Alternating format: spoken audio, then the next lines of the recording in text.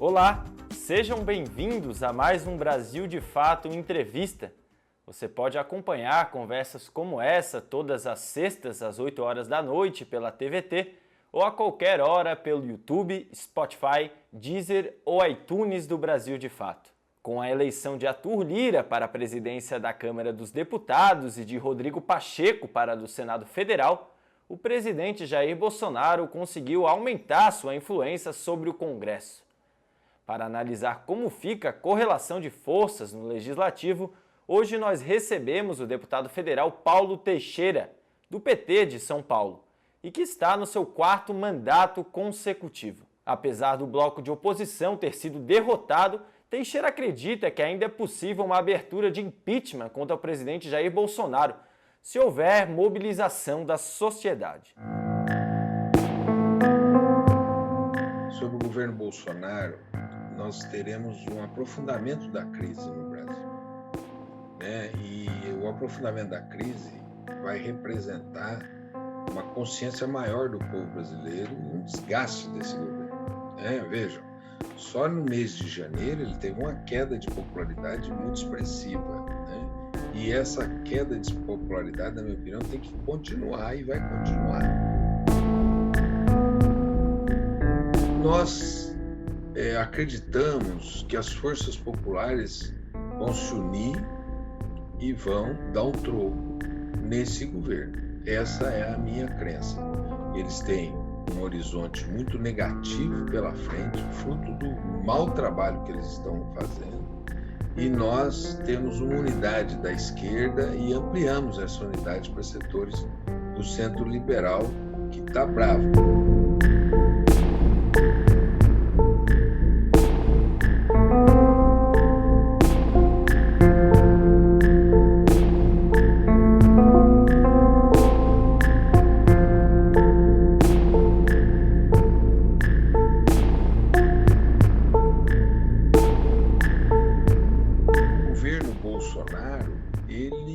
Comprou votos, comprou abertamente votos.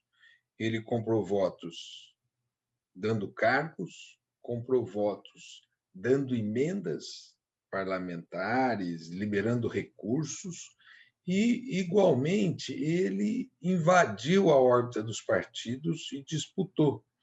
Vejam, quem montou esse bloco de oposição ao candidato Arthur Lira foi o Rodrigo Maia. O que o governo fez? O governo foi lá e esvaziou o partido e fez com que o partido saísse do bloco organizado pelo presidente da Câmara, Rodrigo Maia, né? Agora, o presidente Arthur Lira, assim que ele ganhou as eleições, o que ele faz? Ele faz um ato de força, um ato antidemocrático, demonstrando que pode ter perigos autoritários. Mas foi muito importante que o bloco que disputou deu um paradeiro. O bloco que disputou disse: não, nós não aceitamos, nós não admitimos, nós exigimos a participação desse bloco na mesa diretora da Câmara e nas comissões. E, por essa razão, ele teve que rever, ele teve que voltar atrás, e agora nós estamos refazendo o debate que teria que ser feito, da proporcionalidade na ocupação dos cargos. Portanto, ele começou muito mal, mas teve que recuar da sua posição, porque os partidos do bloco que disputa com ele exigiram uma revisão da posição dele e ele, de fato, teve que rever. Em primeiro lugar, a previsão da participação dos partidos nas comissões e na mesa diretora é uma previsão constitucional. Isso é, tem que haver uma proporcionalidade conforme a votação dos partidos. Porque o que a Constituição não quis, o Constituinte não quis e o povo brasileiro não quer é que uma força domine o parlamento e só os interesses dessa força estejam representados dentro do parlamento, que não haja rolo compressor dentro do parlamento. E assim, na mesa diretora, como ela é reunida de maneira colegiada, você pode fazer com que uns fiscalizem os outros. E nas comissões, você pode fazer, através da presidência das comissões, espaço para colocar os interesses do povo. Se ele pegasse todas as comissões para ele, o que aconteceria? Não teríamos espaços parlamentares para contrapor os interesses do governo. Por isso que é importante que, por exemplo, uma comissão como Constituição e Justiça, onde passa tudo, se a gente presidir, a gente tem poder de veto de matérias do governo, como também temos poder de colocar matérias para serem votadas de interesse do povo. Isso acontece em direitos humanos, isso acontece na área da agricultura, isso acontece na educação. Nós temos uma bancada forte da educação que conseguiu aumentar o valor do Fundeb. Mas se o governo tivesse a presidência de todas as comissões, como é que você passaria os interesses do povo, né? E assim, o que o Arthur Lira tentou fazer é bancar a maioria dos partidos que estão com ele em todas as posições, né? Rompendo com a Constituição. Evidentemente, se ele fizesse isso, era o primeiro passo para anular a oposição no Brasil.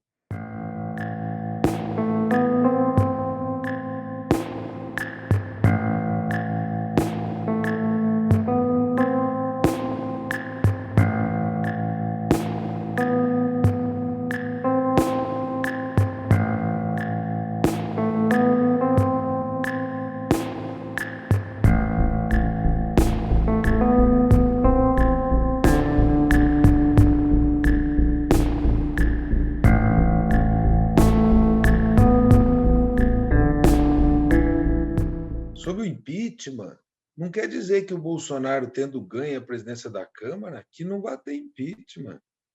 Agora, o impeachment depende das mobilizações sociais, das movimentações das ruas e das redes, e dos setores que fazem a opinião pública no Brasil. Então, nós temos que prosseguir.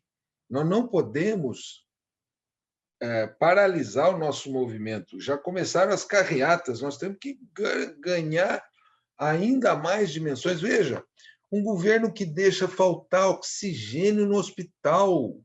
Eu nunca tinha ouvido falar que em algum hospital do Brasil tinha faltado oxigênio, ele deixou faltar em Manaus. Mas é longe? Não, o ministro estava em Manaus. Fazendo o quê em Manaus? Propagando aquele charlatanismo da cloroquina e do que eles chamam de tratamento precoce. Assim, isso é um crime contra a saúde pública e é um crime contra as pessoas, porque pessoas morreram sufocadas em Manaus. Esse presidente vetou a lei que exigia máscara em cultos, em outros lugares. Esse presidente se apresenta e os seus filhos e os seus correligionários sem máscaras diante do povo brasileiro. Veja aquela festinha do Covid que eles fizeram, o Corona Fest, que eles fizeram para comemorar a vitória deles. Todo mundo sem máscara. Ele não providenciou vacina. Vejam, a vacina que está sendo oferecida no Brasil hoje é uma vacina produzida, de um lado, pelo o Instituto Butantan e, de outro lado, importada da Índia, não é? Então, ele não providenciou vacina, ele estimulou aglomerações, ele estimulou o povo a andar sem máscara, não é? E praticou esse crime em Manaus gravíssimo. Por isso, já tem os crimes que estão aí. Além dos crimes bem indicados, você tem problemas tais como não renovou o auxílio emergencial, que está levando 20 milhões de brasileiros à extrema pobreza. Não renovou a ajuda às empresas para a proteção dos empregos. Então, ele está levando o país à destruição. A Ford saiu do país em janeiro sem que o governo nada fizesse. E o governo teria que deixar o programa criado no governo Dilma, Inovar Alto, que trouxe inúmeras empresas para o Brasil que exigiam conteúdo nacional de 40% nos carros vendidos aqui no Brasil. E esse governo abandonou esse acordo, e por isso que a Ford foi embora e muitas poderão ir embora, né? Então, além de ser um criminoso, eles estão destruindo o Brasil e seu povo. Primeiro, vacina para todos. Segundo, renovação do auxílio emergencial. Terceiro, apoio ao emprego. E quarto, impeachment já. Esses são os 4 pontos que nós vamos levar aqui dentro do Congresso Nacional. Não é o fato que o Arthur Lira ganhou que esses deputados vão se negar a votar o impeachment do Bolsonaro. Quanto maior o desgaste que ele tiver, mais deputados votarão impeachment. Então, isso é um processo de mobilização, de pressão da sociedade sobre o Congresso Nacional para chegar nisso. E, por último, a ação deles, interferência que o Bolsonaro fez nas eleições, os perdedores ficaram machucados. E ele machucou gente grande. Então, ele que espere o seu troco também. É uma questão de tempo. Mas o povo tem que ajudar a mobilizar para que tenha o impeachment desse genocida. Nós estamos dialogando com a Frente Brasil Popular, com a Frente Povo Sem Medo, com a União Nacional dos Estudantes, com as centrais sindicais, para garantir uma mobilização no Brasil. E fruto dessas discussões é que saíram as carreatas. Saiu a carreata do dia 23 e saiu a carreata do dia 31. E agora nós temos que fazer um crescendo, não só de carreatas, mas de mobilizações que garantam pressão e que não coloquem em risco as pessoas e as vidas das pessoas. Por isso que nós não estamos chamando concentrações, mas, nesse momento, as carreatas que dão conta dessa pressão. Infelizmente, sob o governo Bolsonaro, nós teremos um aprofundamento da crise no Brasil, né? E o aprofundamento da crise vai representar uma consciência maior do povo brasileiro e um desgaste desse governo, né? Vejam, só no mês de janeiro ele teve uma queda de popularidade muito expressiva, né? E essa queda de popularidade, na minha opinião, tem que continuar e vai continuar. Em segundo lugar, esses parlamentares do Bolsonaro, eles não gostam do Bolsonaro, eles gostam do leite que o Bolsonaro amamenta, né? Eles gostam daquele leitinho que eles recebem, né? E esse leitinho que eles recebem, eles são muito gulosos. Então, na medida em que o governo quiser racionar o leitinho, o governo pode sofrer desgastes parlamentares. E os feridos também são grandes. E nós acreditamos que as forças populares vão se unir e vão dar um troco nesse governo. Essa é a minha crença. Eles têm um horizonte muito negativo pela frente, fruto do mau trabalho que eles estão fazendo, e nós temos uma unidade da esquerda e ampliamos essa unidade para setores do centro liberal, que está bravo. E tem parte do empresariado que está descontente, que está despregando, que está querendo já o fora Bolsonaro. Isso é uma construção que tem que ser feita. E essa construção requer tempo. E isso está só começando, né? Nós estamos aqui no começo de fevereiro com o Brasil quente, né? Quente, muito quente. Quente no sentido do descontentamento, quente no sentido de ver que é um governo que não fez nada na pandemia, que é um governo que não faz pelo povo mais pobre, não faz pelo trabalhador, pela garantia e manutenção do emprego, um governo que brigou com o mundo inteiro, eles mesmos se orgulham de ser párias, né? Eu nunca vi um diplomata querer ser pária. A própria palavra diplomacia supõe diálogo, e o que o Brasil está fazendo é luta de boxe. Então, essa é a visão que eu tenho.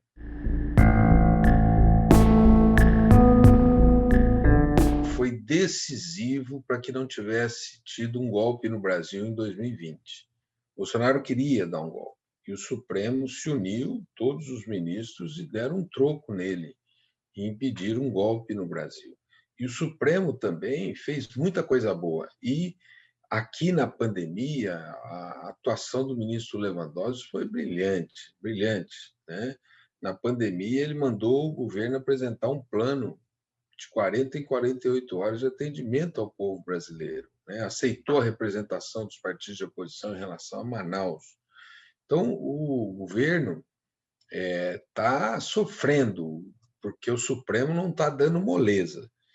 E o ministro Lewandowski também fez isso. Ele expôs os diálogos entre Dallagnol e Moro, né, que são um escândalo. Eu digo que devia ser proibido para menores de 18 anos e para estudantes de direito, esses diálogos, porque tudo que eles falam ali, nenhum estudante pode ler, porque está contra tudo que o estudante estuda, né?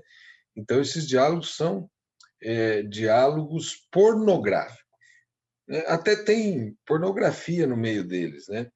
Eu estou soltando um card agora que fala: a procuradora descobriu um novo ponto G. Qual que é o novo ponto G?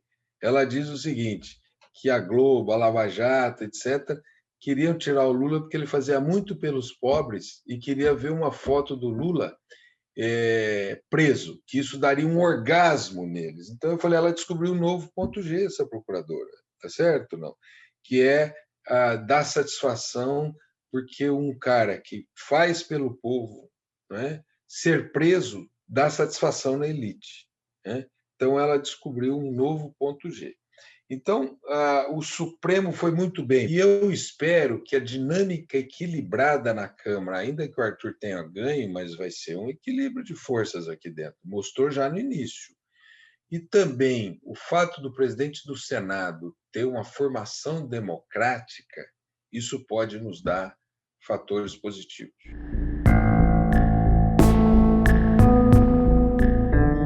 A fala parlamentar sobre o Moro foi aquela do Glauber Braga, que disse para o Moro: você é um juiz ladrão. Ninguém admite que um juiz no futebol favoreça um dos times.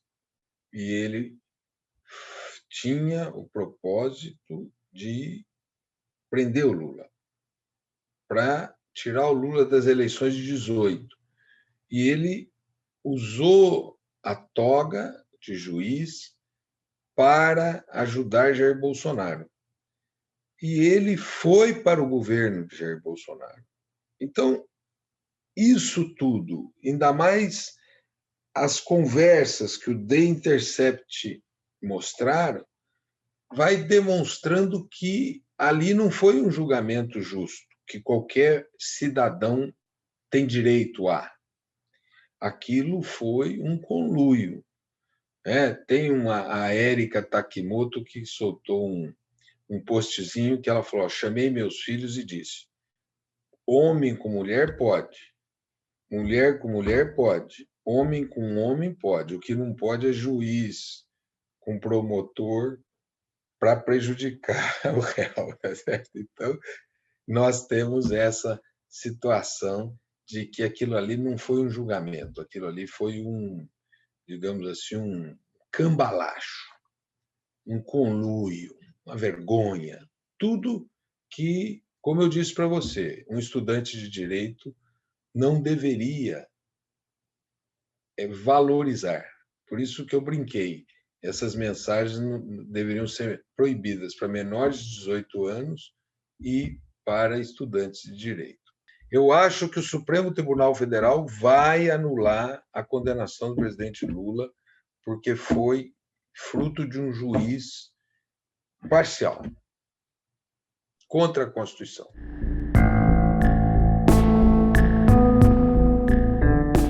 A minha compreensão é que tem que ter um arranjo na esquerda, tem que ter uma conversação na esquerda, um ambiente de diálogo da esquerda para produzir uma unidade. Esse é o meu desejo, esse é o meu esforço.